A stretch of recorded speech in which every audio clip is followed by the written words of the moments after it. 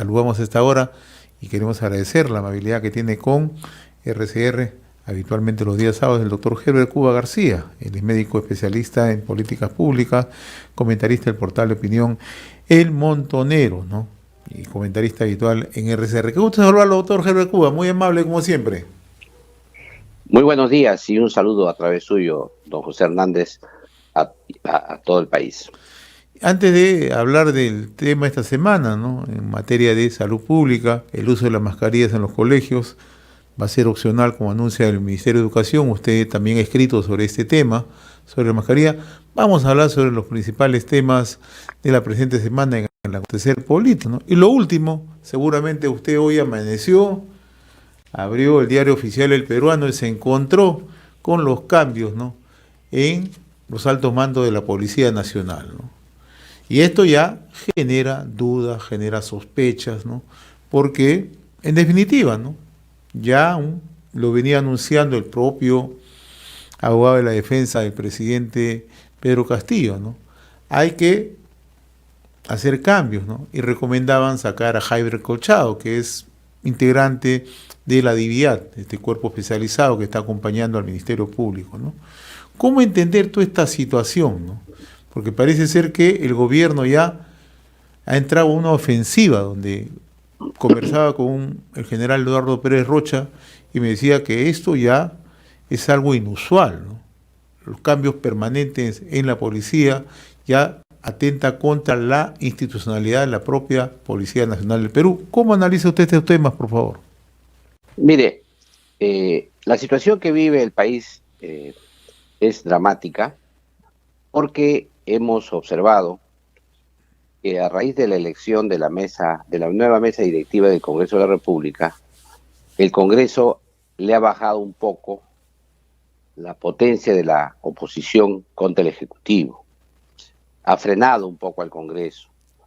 Y esto hay que señalarlo porque en una semana tan compleja desde el punto de vista político, lo que ha hecho la mesa directiva es proponer que todos los congresistas hagan semana de representación la semana esta que concluye. En otras palabras, lo que ha pasado es que han generado una especie de vacío dentro del Congreso de la República y el presidente en ese escenario ha tenido la posibilidad de hacer lo que puede hacer, porque hay que recordar que el presidente de la República ha hecho los cambios dentro de la Policía Nacional, del comandante general, y lo que ocurrió el día de hoy, los cambios que ha hecho, son su potestad. Digamos, eso es lo que el presidente puede hacer desde el Ejecutivo, porque esa es su acción de gobierno.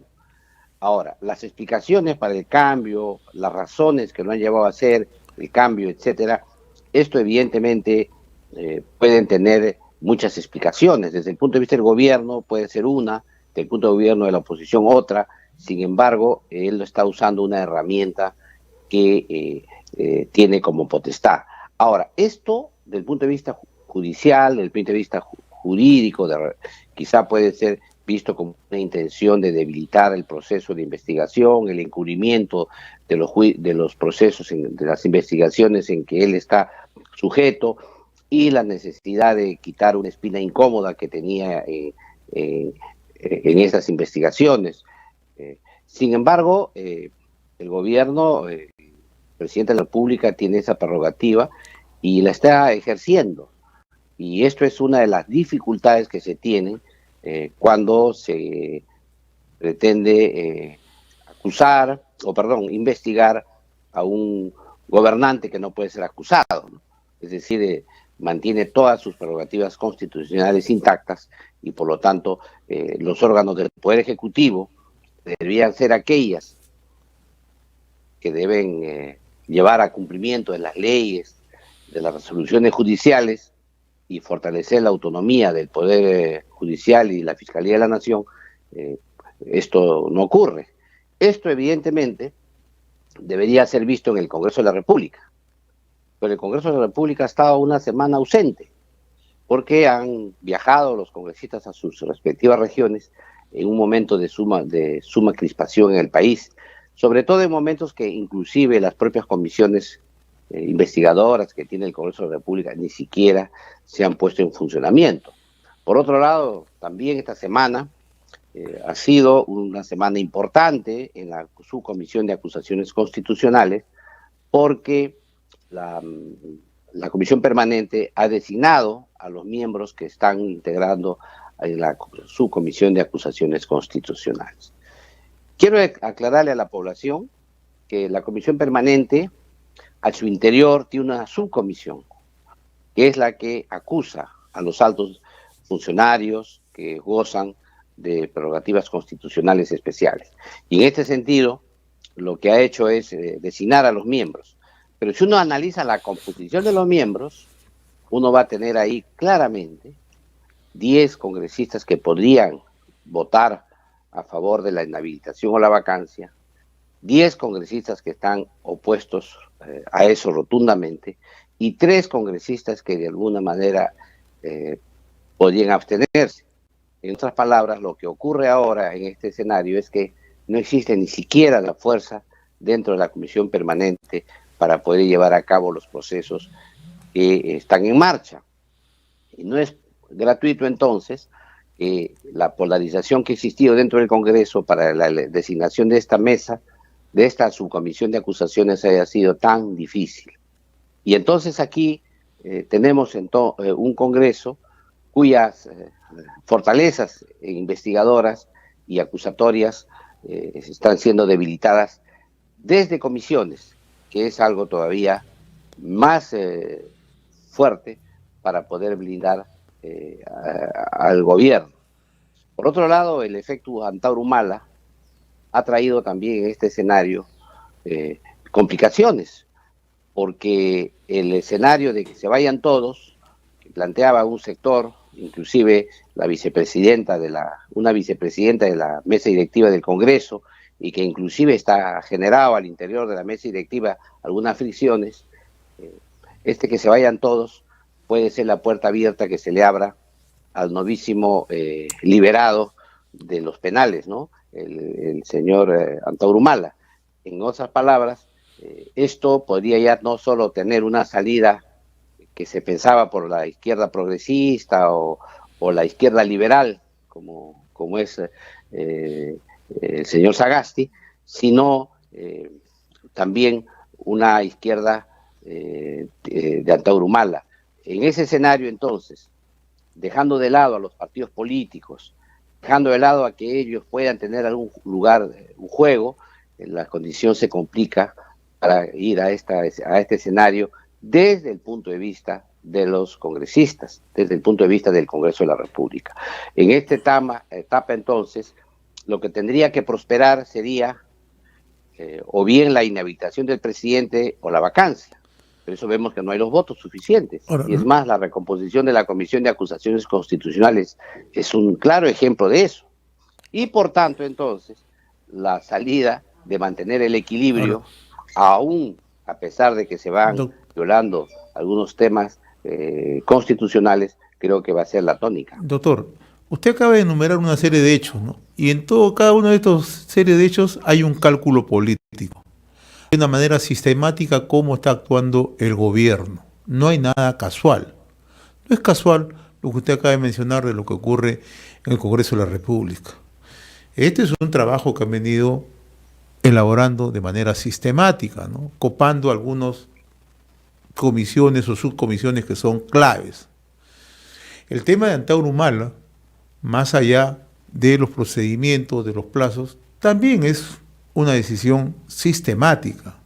Y lo último, la decisión adoptada esta mañana en remover los altos mandos de la policía también es sistemática, ¿no? Entonces, tenemos dos discursos, ¿no? El discurso del presidente de la República: yo soy muy respetuoso de la institucionalidad. El discurso confrontacional de Aníbal Torres Vázquez, ¿no? Donde ayer nuevamente ha despotricado contra la fiscal de la Nación. O sea, no hay lonche gratis. Aquí hay de manera sistemática un accionar de parte del gobierno. Yo coincido cuando usted dice estamos en un momento dramático. Parece ser que el gran colectivo de la opinión pública no logra entender esto. Algo que ha complicado es que la izquierda progresista, o el centro izquierda progresista, como le gusta llamarse, han salido en redes, en conferencias, a criticar a la fiscal de la Nación. Es decir, lejos de fortalecerla, han comenzado a revivir o a pensionar una serie de procesos de sus familiares, de su vida privada, supuestamente millones, danza de millones que hay en esa familia, etcétera, con el afán de afinar la moción que tiene de acusación constitucional contra la fiscal que tiene en el Congreso de la República. Pero además de eso, ¿no? Deslegitimar el proceso, y aquí queda claro que ese retraso que ha habido en la lectura de la sentencia del día viernes al domingo, habría que verlo, tomarlo con pinzas, si es que es tal cual ha dicho el juez, un tema técnico por recargar la labor, o ha sido una medida un poco más pensada, tomando en cuenta estos cambios que ha habido en el Ministerio del Interior, que como todos sabemos van a repercutir fuertemente en el proceso de acopio de pruebas y de investigación, si es que esto tiene como finalidad lo que toda la población se da cuenta, ¿no? Que es frente a los policías que se encuentran en la DIVIAC. Interesante entonces, lo que usted señala, ¿no? Porque mucha gente está pensando que simplemente son los cambios. No, aquí hay el tema de fondo, es el acopio de información. La mirada está puesta en Inspectoría de la Policía Nacional, la mirada está puesta en la DIVIAC. Eso hay que decirlo con suma claridad.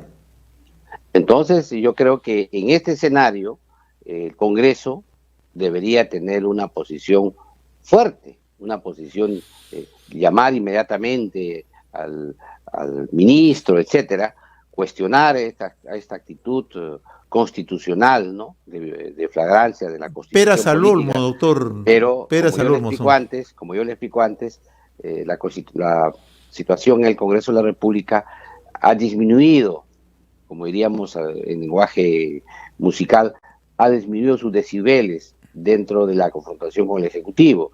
Esa posición más potente que tenía Mari Carmen Alba ahora ha disminuido a tal punto que prefieren pasar, como se dice, desapercibidos, irse en semana de representación, en un momento que además en los años de experiencia normalmente no se hace semana de representación en el mes de agosto, porque en la segunda quincena de agosto se instalan las comisiones, se tienen que aprobar los planes de trabajo de cada uno de la comisión, y curiosamente, en un momento de aguda crisis como ahora, se hace la semana de representación. Pero lo más grave de todo esto es que los congresistas conversan y hablan que tienen mociones de censura, de vacancia, etcétera, pero al final ellos saben que no tienen los votos. Entonces ya prácticamente la opinión pública, y ahí viene lo grave, no les cree. Dice, pero ¿qué presentan mociones? ¿No? ¿Qué presentan mociones? ¿Qué presentan esto si no tienen los votos? La gente se ríe. Entonces ahí hay un descrédito y por lo tanto la calle, es importante en este aspecto, no ve alguna alternativa, alguna salida en esta situación. Hay que tomar en cuenta, que el gobierno ha tenido un gran trabajo para poder impulsar una mejor relación con los sindicatos, con los gremios, con las comunidades, etcétera. Por lo tanto, lo más probable es que esta situación, si es que el Congreso, si es que las críticas al interior de los partidos políticos no se hacen presentes, yo creo que esto va a ser, como decíamos, un equilibrio entre los poderes, un equilibrio estratégico entre los poderes en gran desmedro de la población peruana. Y acá hay un tema de fondo, ¿no? El presidente no quiere que lo investiguen, ya está claramente demostrado. Ese es el tema de fondo, ¿no? Que no claro, lo ha señalado inclusive su abogado, Benji Espinosa, ha señalado que la investigación del presidente es inconstitucional y que inclusive está yendo a procesos dentro de la violación, la supuesta violación de la Constitución por parte de la Fiscalía de la Nación.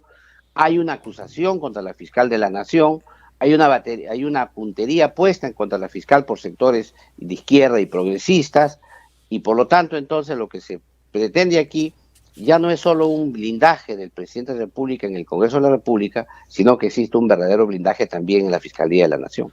Y el presidente debe estar frotándose las manos en estos momentos, ¿no? Porque parece ser que ese guión, él no, ni siquiera él lo esperaba, y ahora está ocurriendo, ¿no? El problema que tiene el presidente más grave es el tema de gobernabilidad, es decir, tanta es la crisis que tiene, las acusaciones y el desprestigio que hay, y, y la innecesidad de priorizar su tiempo a defenderse, es que al interior del gobierno los diversos sectores están desarticulados, no hay el presidente del Consejo de Ministros, que debería tener el mando para conducir a todos los ministros en una ruta común. Hay problemas ahí, hay problemas serios. Esto es uno de los temas que vamos a ver hoy día de hoy, en su momento cuando conversemos, de por qué ocurre lo que ocurre en el sector salud. Pero no solamente en el sector salud, vemos lo que está ocurriendo en agricultura, lo que está ocurriendo en medio ambiente, vemos el ultimátum que ha dado el ministro de Economía y Finanzas en relación al manejo de la caja fiscal, que hace que una nueva crisis ministerial sería sumamente complicada para el presidente, porque, como es natural, le es complicado, cada día más difícil completar ministros. Incluso ayer la presidenta o la vicepresidenta del Congreso ha señalado que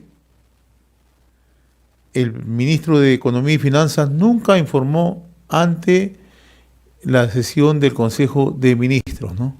Un tema así confrontacional abiertamente, ¿no? O sea, un día antes el ministro de Economía y Finanzas nos describe cómo está la situación económica en el país, ¿no? Dice que el crecimiento no va a ser más óptimo, no va a haber inversión. Inmediatamente le enmienda la plana la vicepresidenta de la República, ministra de Desarrollo e Inclusión Social, ¿no?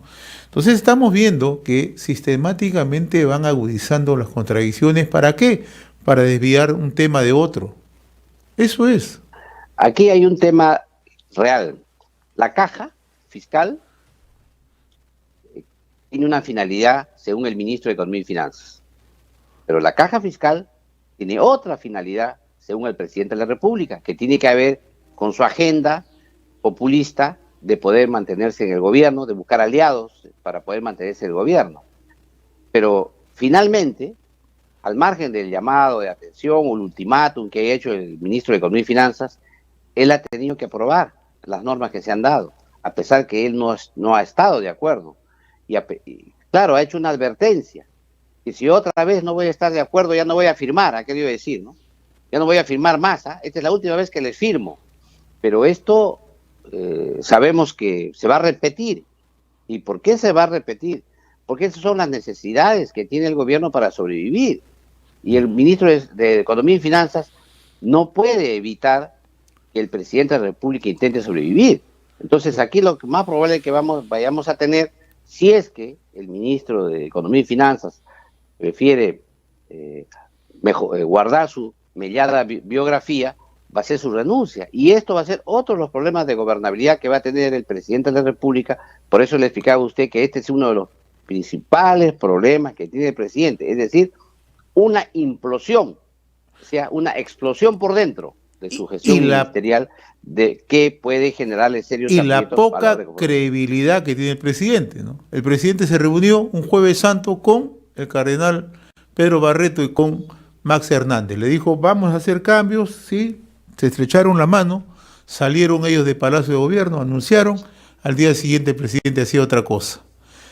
Con Mariano González, venga señor ministro del Interior, ocurrió cosa diferente. Y parece ser que con el ministro Curburneo también están siguiendo el mismo guión. Creo que eso es natural, ¿no? ¿Natural? Es natural que eso haga el gobierno, eso es natural, esa es su forma de sobrevivir. Como le explicaba a usted, esto es la del cínico, pues va mal el país, pero igual lo hago, ¿no? Porque me interesa sobrevivir. Y, ojo, no nos olvidemos que Venezuela es el ejemplo de que un gobierno puede convivir con un parlamento opositor. Si es que la oposición no coordina esfuerzos, no se une, si es que la oposición no trabaja cada uno por separado. Y también en Venezuela es el ejemplo de cómo una fiscal salió exiliada. Así es, eso poco O sea, se comenta acá en el Perú. claro, entonces lo que hay que tomar en cuenta es que no es tan fácil decir que el presidente está acorralado, que el presidente no tiene herramientas. Mire que las tiene. Las resoluciones del día de hoy del peruano demuestra que las tiene. A la mala, Y pero las tiene, ¿no? las tiene y las ejecuta y se cumplen. Porque para eso está la función esencial que debe tener el Estado. Él maneja la hacienda pública, él maneja el Poder Ejecutivo. Y aquí hay un punto que no quiero dejar pasar por alto. Han salido algunos medios de comunicación a desmerecer el operativo patriota de las Fuerzas Armadas. Esto tiene una mirada importante en este escenario. ¿Por qué? Porque se esperaba que esta operación patriota traiga algún apoyo de la población para mejorar la imagen que tiene la opinión pública sobre la Fuerza Armada. Bueno, no ha ocurrido gran apoyo de la población, pero encima sectores sistemáticamente pretenden señalar que este operativo no fue bueno, hubo un fracaso, que no se trabajó adecuadamente y por lo tanto, una vez más, lo que hacen es mellar a una institución que en determinado momento de violación constitucional podría tener un rol importante en el país. Ahora, curiosamente, en este tema, doctor Cuba, permítame, solamente se pronunció el saliente ministro de Defensa de una manera muy rápida, pero el presidente de la República no se ha pronunciado absolutamente sobre ese tema. Exacto. Qué curiosidad, ¿no? Pero sí tiene uno la idea, y ya eso ha corrido en los medios, etcétera, que no fue una operación exitosa. Entonces, ese mensaje de que no ha sido una operación exitosa, que la Fuerza Armada no ha trabajado bien ahí, etcétera, trae lo que se espera, ¿no? Un progresivo mella de las Fuerzas Armadas. Vemos entonces aquí que la columna vertebral del Estado, que es el Ministerio del Interior y las Fuerzas Armadas, ¿no? Y el Ministerio Público con el Poder Judicial, están siendo en esta etapa en que el Congreso está sumido en sus propias contradicciones, peleando algunos puestos en cada una de las comisiones. Ellos están ejecutando un plan discreto, pero fuerte, en el copamiento de estas instituciones. Vamos a conversar ahora del tema ya que tiene que ver con la salud pública. Se anunció esta semana el propio ministro de Educación que el uso de las mascarillas en los colegios va a ser opcional. Usted también en su columna se refiere al tema de la mascarilla. Por favor, me gustaría su comentario final, por favor. Mire, dentro de esta confrontación y esta desarticulación que tiene el gobierno, ha habido durante esta semana una controversia fuerte entre el ministro de Salud con el ministro de Educación. Y tal parece ser que el ministro de Salud ha perdido peso y se ha tomado la decisión en función del ministro de Educación. Primero, que el ministro de Salud señaló, como lo relato en el artículo, que antes de pensar en retirar las mascarillas debería haber un 80% de vacunados, ¿no? Los docentes deberían ser vacunados al 100%, y además las pruebas contra COVID deberían ser menos del 5% de todas las pruebas que se tomen, y actualmente, como todos sabemos, estaba en 11.5. Y entonces, por lo tanto, en estas circunstancias no había la posibilidad de quitar la obligatoriedad de las mascarillas en los colegios. El tema aquí no está en lo que dijo el ministro, sino en que estas apreciaciones no las ha hecho respaldadas por evidencia científica, ni tampoco por un informe técnico